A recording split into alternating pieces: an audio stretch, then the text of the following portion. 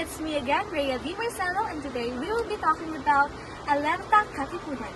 You might know it as a powerful marching revolutionary song from the Philippine Revolution.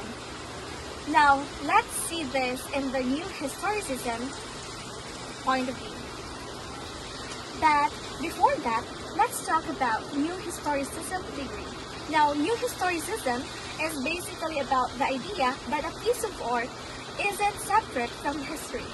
It's tangled up with it. And the song is both a result of its time and a weapon that tried to change its time. Now, so let's set the scene. In the late 18th, Philippines is under the brutal Spanish rule. As we can all remember, the Katipunan is a secret society planning for revolution.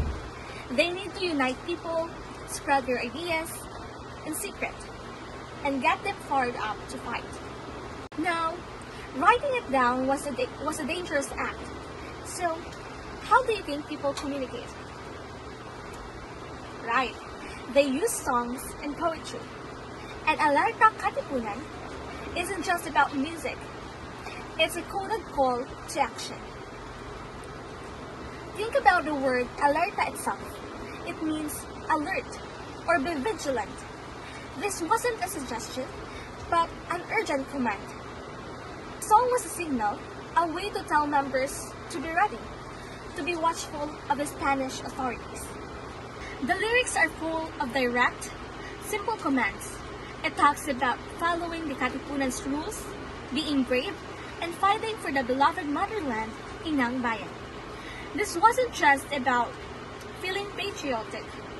It was about building a new national identity from the ground up. And this song was a teaching tool, instructing people on how to be a revolutionary. Now, a new historicist would also point out the power of struggle here. The Spanish had all the official power, the government, the church, the army, and their songs were probably hymns and formal marches. And the Katipunan had none of that, so they created their own culture of resistance. And this song was part of creating a culture, a shadow government with its own anthems and ideas, and it gave the powerless a voice and a sense of shared purpose. When we hear Alerta Katipunan today, it sounds like a heroic anthem, but through a historicist lens, a new historicist lens, we hear it differently. We hear a secret password, a battle cry, an instruction, a manual, and a symbol of defiance, all rolled into one. This song is not just about history. It is a piece of history that actively helped make history. Thank you. At this juncture, we will be talking about Jose Rizal's Noli Me Tangere. But instead of seeing it as a classic novel, let's look at it through a post-colonial theory. This is a fancy way of asking, how did colonialism mess with people's minds, and how did they fight back? Now, the Noli Me Tangere isn't just a story. It's a mirror that Rizal held up to show Filipinos what Spanish rule was really doing to them. First, it shows cultural inferiority. The characters who are obsessed with being Spanish are the worst. Think of Doña Victorina, who wears ridiculous European dresses and puts white powder on her face to look Spanish. She hates anything Filipino. And this shows the deep psychological damage of colonialism. The idea that your own culture, your own skin color, is inferior to the other culture.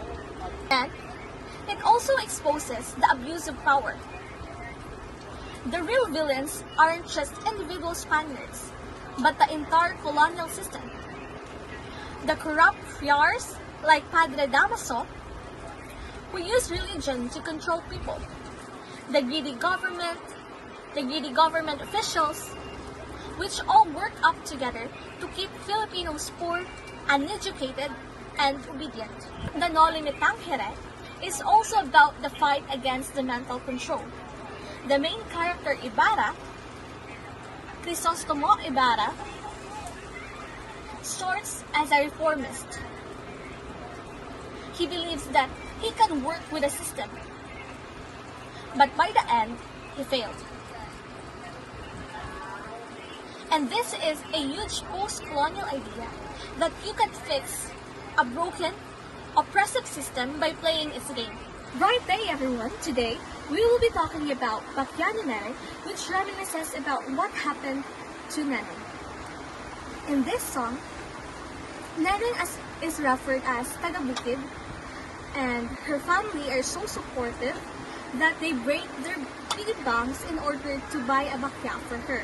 Now, whenever there's an airplane at the sky, her parents will say that Neneng is riding that airplane.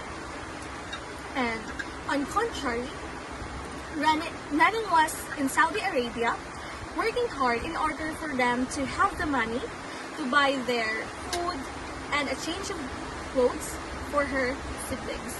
Now, the speaker says that Neneng should be careful in that foreign land because there are some lions dressed as carneros as referred to the song. Now, one day, Neneng was raped by those people referred to as carneros in the song. And it is said that there are no justice for women, for domestic helpers abroad. So Neneng packed her bags and her passport and go home. Now, when she goes home, she was not recognized by the people there since she doesn't look like she used to be. Maybe she was depressed because of what happened to her. Now, on the last lines of the song, it is said that how many more Nenengs will be like that? Now, based on the song, it is said that her parents and their whole community supports her idea of going abroad.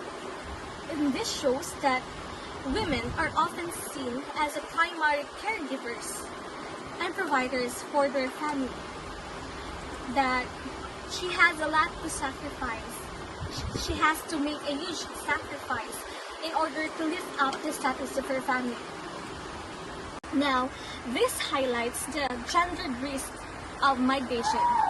Women, especially migrant workers or domestic helpers, they are often isolated in private homes, away from public view and legal protections. Now, this makes them an easy target for those lions dressed as carneros.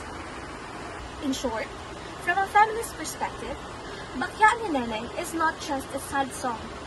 It's a song of protest. It exposes how women's hope for a better life are often met with exploitation, how their cries for justice are ignored, and how their identities are destroyed by a patriarchal system, an unjust system. And the speaker uses this song, Neneng's story, to speak for all the women who have been silenced. Thank you. Who dream of a fairer Philippines, but here's a twist. It's also one of the first books in the Philippines to seriously talk about socialism and class struggle. But before that, let's talk about Marxism. Or what are the Marxist take on this? Now, Marxism is all about how society is split into classes. The rich owners, like capitalists, and the working poor. Now, in the novel, Delphine is a socialist who believes in a peaceful change, while Felipe is more an anarchist who wants to overthrow the system forcefully. Both are fighting against the unjust treatment of the poor by wealthy landlords and business owners. This novel shows how money and power create inequality. For example, Delphine falls in love with Mary, the daughter of a rich landlord, but their relationship is troubled because of their class differences. Similarly, Felipe, who comes from a wealthy family, rejects his privilege to stand with the poor. Now, this highlights the class conflicts that Marxist often emphasizes, how economic status shapes relationships and opportunities. Now, according to my research, Lupe K. Santos didn't just write this for entertainment. He was also a labor activist himself, and he packed this novel with ideas from thinkers like Karl Marx and Michael Bakunin. The characters sometimes give long speeches about socialism, which might feel preachy, but that's because Santos wanted to educate readers about workers' rights and equality. And in fact, the novel was influential that it became known as the Bible working class Filipinos. It inspired real-life movements like Hope Balahap, who resisted oppression.